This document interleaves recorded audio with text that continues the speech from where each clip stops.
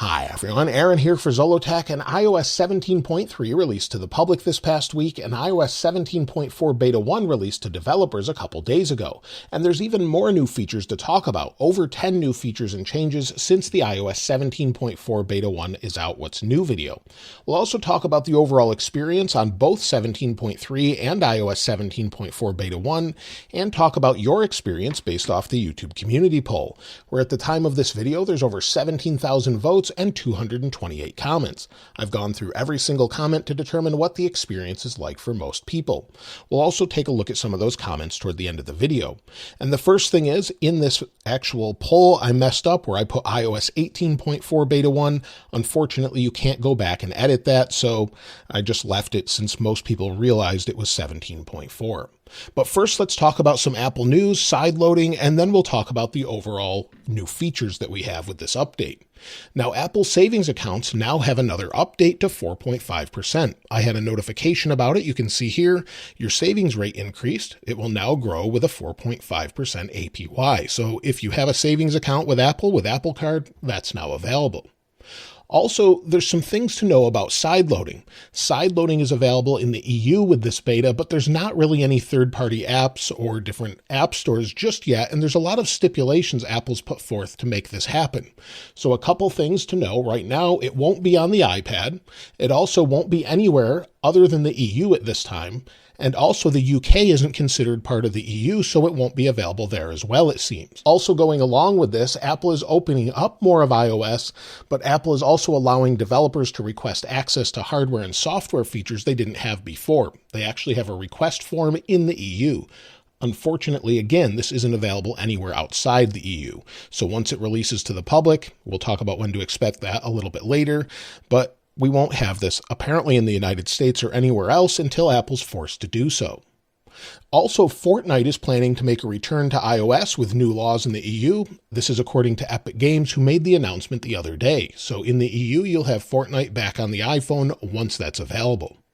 Also, the next-gen Apple CarPlay is launching in 2024 as confirmed by Apple, and iOS 17.4 actually adds a bunch of different things in the back end and references to things coming soon. Aston Martin and Porsche actually said they'll be integrating it. They'll probably be the first, and they can do things such as control the climate, look at cameras, monitoring in the car, opening and closing of trunks and doors, trip information, and lane guidance APIs as well. So all of those things are coming, and you can see some of those new icons, and that's our first new feature. With CarPlay, there's going to be a lot of different changes and integrations into different vehicles. So if we go into X, Aaron P613 posted some of the new icons, and I showed one of them the other day that was posted on X, and my friend Steve Mosier helped me find. You can see one for the camera. You've got a little car icon, maybe a flat tire icon, another one here as well. And then if we scroll down, there's some for climate. You have music controls, maybe search for navigation, as well as some information as far as the climate app. So maybe controlling climate on seats or things like that. So all of those things will be available in the future updates once different car manufacturers implement that. The next feature that's been updated has to do with Safari. So if we go into Safari, now this is a very minor change, but it's a UI change, and you can see at the bottom. On the left is 17.3 and on the right is 17.4 Beta 1. The actual search bar or URL bar is a little bit wider. So it's a small change. Maybe they're getting ready to change things with iOS 18, but they've actually updated that. Siri's also gotten a couple different updates as well, and one of them actually has to do with using the word Siri with the word hey in front of it. So if we go into Siri and search, and maybe you want to change that and allow it to listen for any of these things, such as Siri with the word hey in it, or turn that off altogether, this now works if you're using the German language. So that's something that's been updated. Also, one other thing I mentioned before is this new option for messaging with Siri. This is something that says Siri will also read messages using the languages in the list. This will not change the primary language Siri listens to and responds in. So it can actually read all of these different languages back if someone actually messages you. This was actually an idea shared by Colin Hughes, who always keeps me up to date on new accessibility features and updates, and suggested Apple added this to iOS. So he's one of many who use accessibility features, and it looks like Apple may have taken his suggestion here, and this is a great addition. Also, something else that's been found is SharePlay music control is now working for HomePod and Apple TV. So if you're playing a song and playing it maybe to Apple TV or a HomePod, you'll be able to actually share this with others with SharePlay, and then they can actually help you control that and maybe add additional songs or change the song altogether. So that's something that's been updated. Now the next feature has to do with files, and they're bringing consistency across devices. This one's fairly minor, but you can see the little iCloud Drive icon here, and it's finally been updated to match all the other devices. So if we go into files on this device here, let me find files. You can see that it has the old iCloud Drive icon. Now they've updated it to the new one to match everything else that you've found online and elsewhere. So it matches finally. It's just a little change, but something they've updated. Also, there's a new option here that you'll have when you want to share content. So for example, you can now tap to share your contacts, but this is also coming to Game Center to share a game, so if you want to bring that together, and also with collaborating in notes. We saw some of this in the code with previous versions, but if you're in a note and you want to collaborate, you'll be able to bring that close together. It looks like this may be available by the time it launches, but you'll be able to bring it close together and share it that way and then collaborate on a different file. So that's sort of a really nice, simple update, but something that adds a really nice way to do that makes it easier. Also, if we go into the App Store, within the App Store, give it a second to load here. We had some issues earlier with the App Store where it was down. It's now back up. And in the upper right, if we tap on our icon for our account, you'll see we have a new option for apps. We didn't have this before. They've updated it and just made it a little bit easier to see who has access to all of our apps and what we have. Now, if we connect our AirPods, give it a second to connect. Once your headphones are connected, if we go to Shazam, and you can use this with wired headphones or Bluetooth headphones or AirPods, whatever you choose, you'll see we have a new icon here for headphones. We can now use Shazam while using headphones, and then it will recognize music around us or in TikTok, Instagram, and YouTube. So it's a nice little update that allows us to use headphones with it where we couldn't before. Now, if we go into our Apple Wallet, Apple has updated iOS 17.4 to allow you to use your Apple Cash Card on websites that don't accept Apple Pay. You can use it as a credit card instead. So this may or may not be fully working yet, but it's within the code so that you can actually use this if you're on a website trying it out. Now, if you've already tried it, I'd love to hear from you in the comments below. And the next time I actually have to purchase something on a site that doesn't use Apple Pay, I'll give it a try.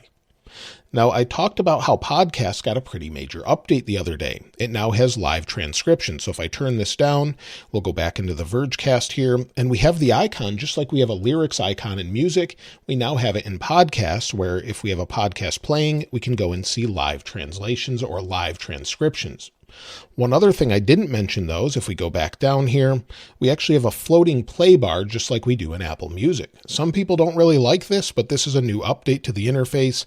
And again, we have Home, Browse, Library, and Search. It's getting more and more consistent across iOS. That's been an issue before. Now it says Home. Music also says Home instead of Listen Now, and I think it's a nice update where things are more consistent. Hopefully we see this more and more going forward. Also, one thing I wanted to mention about CarPlay that I didn't mention earlier is when you actually have your car connected, in the future it looks like we're going to have a goodbye and a hello message that can pop up on the screen that's very familiar like the Mac. So that's something a little bit different that we didn't see before. The first time I went into Game Center, I had a new splash screen that actually said what's new in Game Center with an activity widget and activity access. So that's something I hadn't seen before, maybe because I don't go into Game Center all the time, but this was new for me this time around. Also, according to Aaron P613, quite a few things were found in the code in combination with Steve Mosier as well, and it looks like mobile device management will now have the option to disable auto dimming on your device. So if your phone is actually managed by a business and that person managing it will now have the option to disable that if they want to. Also within the code, it looks like Taylor Swift is mentioned. So if we go back into X, you'll see that Taylor Swift is actually mentioned in the code for some reason. We also have a couple different things such as in the EU, you can change your default wallet app. And also you'll have maps that might prompt you in the future if you're using a car to choose another mode of transportation to have less of an environmental impact. So those are all things found in the code and mentioned by Aaron P613.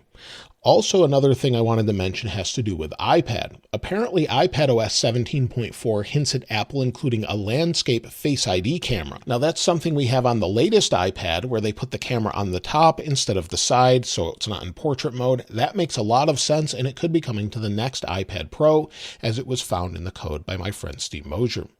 Additionally, one other thing that looks like it's coming with watchOS 10.4, but we didn't get a beta for that just yet. It looks like the double tap feature will now be able to be disabled if you're using Apple Vision Pro. It makes sense since when you're looking around in Apple Vision Pro, you activate it by tapping your fingers. That could activate double tap on your watch and cause maybe music to start playing. So that's something they've updated where it looks like once that updates out, it will work properly with Apple Vision Pro and won't trigger double tap every time you're tapping your fingers to go around the interface. And as far as updates this week, of course, we had all of the latest updates with iOS 17.3, iPad had updates, just about every Apple device, and we had new releases for betas such as iOS 17.4 Beta 1, iPadOS 17.4 Beta 1, but no watchOS or macOS for some reason. But we did have tvOS and HomePodOS updates as well. So a lot of little odd updates there, but we still haven't gotten the others, which is a bit surprising. Now, as far as when to expect iOS 17.4 Beta 2, well, we could see that as soon as next week. We don't really know 100%. Apple never really tells us, but at this point, it looks like we could have it maybe early next week or early February. So we're not sure yet. It depends if they're on a 2-week cycle, but based on when we need to have this public release, as they have to comply with the EU laws with sideloading, March seems to be likely. By the beginning of March, it should be out. So it actually complies with that. So we could see it as soon as February 26th or maybe March 4th. We don't know 100%. Maybe they'll push it out into March, but at this point, I would think it'd be the end of February to comply with those laws in March. Now, as far as iOS 17.3.1, we could definitely see that in the meantime, maybe to patch some bugs. But at this point, Apple hasn't shown any mention of that, and we haven't seen any analytics actually pointing to that or anything like that. So at this point, it looks like we're waiting for 17.4, and that will be the next unless they need to push an emergency update. Now, as far as iOS 17.3 bugs and bug fixes, well, most people have the typical bug that I've mentioned many times with the notification bug and basically the wallpaper dimming bug. So if we go back and forth, you'll see it jump in like this for some reason, and that's it. But for whatever reason, they haven't fixed that since iOS 16, and then we have that wallpaper dimming bug. As we swipe up, things sort of desaturate. So it's not as major as it was before, but it's definitely happening, not only in this version, but 17.4 as well. I have heard a few complaints about Wi-Fi and connectivity, but that seems to be more carrier related and maybe due to that. But most people are saying iOS 17.3 is pretty good. In fact, some people said the dynamic island animations are very smooth. So if I play a song here, I'll turn this down, swipe home, or let it play for a second, swipe home. The actual animation is just super smooth. Press and hold. Things are nice and smooth and working as expected. However, there are some bugs with iOS 17.4 that I've experienced. I've been using it for the past couple days now, and it's pretty good, but it does have some bugs. One thing in particular is actually voice dictation. It doesn't seem to work properly. I had some issues with CarPlay in my car where it disconnected, and also now dictation doesn't work. So that's something I'm going to have to maybe reboot the device. But if we go into messages, and you can see the latest emoji, this is on one I just sent myself. But if we go in here, this is a new message about the new emoji, and of course it's now working. It hasn't worked all day. I've been trying to use it and it wasn't working. Now it is, but maybe that's because I connected the AirPods. I'm not really sure, but either way, it's a bit odd that it was doing that. Also, AirDrop just wasn't working for me a moment ago. So if I go into maybe share something here, if we go in, let's share a photo, and when I'm trying to share a photo, you'll see my iPhone 11 doesn't show up for some reason. If I try to share this, let's see if we can share it to the 15 Pro Max here. It just doesn't seem to work for some reason. I've been having odd issues on this device. However, it works fine on iPadOS, just not iOS for me. So I may need to reboot this. So it just sits here. If I try to send it to the iPad, again, it sits here or it gets declined. So definitely some very odd issues there. Also, one person reported that Uber Eats live activities are not working properly and notifications, and I've had a few other people say notifications aren't coming in. However, that seems to be when it's set to a different focus mode, and they need to modify that. Most people aren't having many issues with notifications, though. As far as camera improvements, I did take some photos today, so here, take a look at a few from iOS 17.4 and 17.3. It seems to be doing a good job. Video zooming is nice and smooth, and overall, it looks pretty good. I don't think there's any improvements here with that, though. As far as release notes, well, we did have quite a few of those, as well as security updates with iOS 17.3 this week. But if we go into recent activity, you'll see the latest release notes. I was pretty happy to see that we had some, other than just one thing with kind of obscure notes.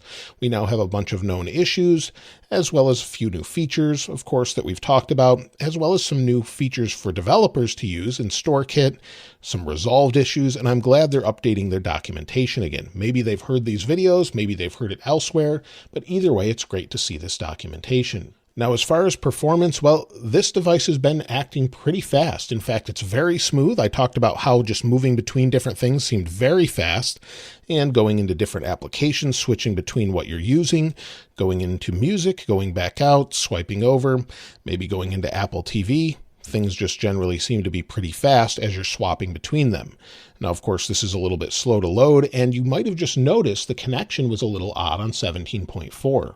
I noticed it switched, and that's one thing I almost forgot to mention with the connectivity, is it actually disconnected for me earlier today where I had to turn my cellular data back on. I don't know why it disconnected, but I've had some odd bugs like that. But as far as overall performance goes, it seems to be nice and fast. Everything's super smooth and feels faster than before as far as animations. When it comes to the overall heat of the device, they seem to be just fine, but 17.4 is definitely a little bit warmer than 17.3 in day-to-day use. It doesn't seem to affect the device at all, but it just noticed it while I was using it, that it seemed a little bit warmer. Let's take a look with the thermal camera. And with iOS 17.4 Beta 1, we're about 90 degrees Fahrenheit. With 17.3, of course, I haven't been holding it this whole time, we're about 86 degrees Fahrenheit. And with 17.4 Beta 1, we're at about 32 degrees Celsius, and 17.3 is about 29.5 degrees Celsius. So in general, both are doing pretty well. And this is a FLIR camera. Many people have been asking about that. I can link it in the description if you'd like to check it out. When it comes to battery life, most people are saying iOS 17.3 easily gets them through the day. Seems to be a little bit better than 17.2.1 or about the same. With 17.4, I've actually experienced a little worse battery life, but it's only been a day or so and can take a few days to know what it's like. But if we go into our settings, we go to General, the device on the left has 27 cycles and my main device has 91. That makes a lot of sense since I use it full time, and so it's going to have more cycles in general. Now, as far as the overall battery health, let's take a look at that. We'll go to battery health and charging, and I'm at 100% still. You can see coconut battery for both of them, but like I said, 17.3 seems to get through the day for most people with about 40 to 50% battery life left, depending on how you use it. However, 17.4 Beta 1 has not been that great for me. I had to charge it just before this video, and I only had 3 hours and 27 minutes of screen active time, 5 hours and 19 minutes of screen idle time.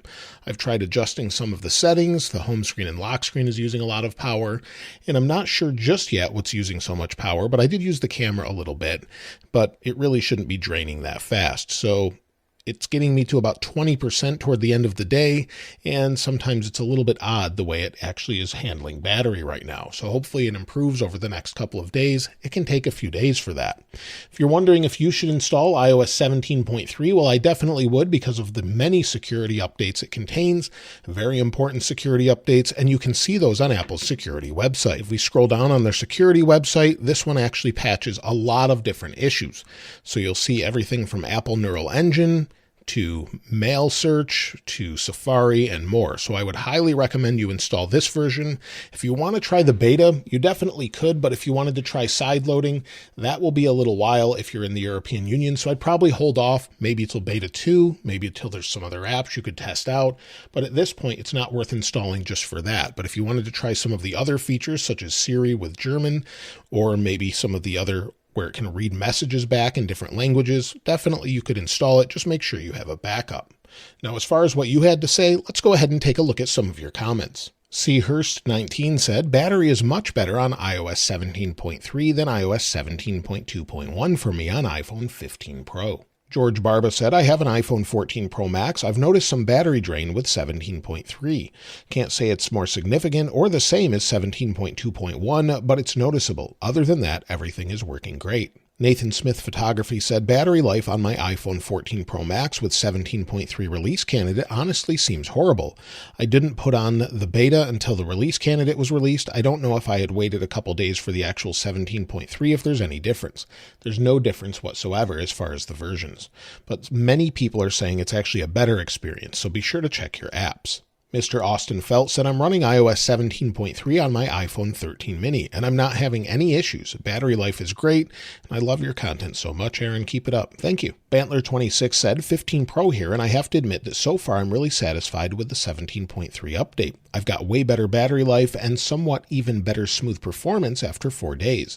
Something Apple did just right with this update. I might even consider to keep the update on the long run unless they can improve the experience even further with the 17.4 final release. Don't really care about sideloading. Yup, I'm from the EU. So that's everything with iOS 17.3 and iOS 17.4 Beta 1. Of course, we'll have many more betas to follow and hopefully some new features and major changes with iOS 18. Let me know if you found any additional changes in iOS 17.4 Beta 1 or how your experience is with iOS 17.3. I'll link this wallpaper in the description below, and if you haven't subscribed already, please subscribe, and if you enjoyed the video, please give it a like. As always, thanks for watching. This is Aaron. I'll see you next time.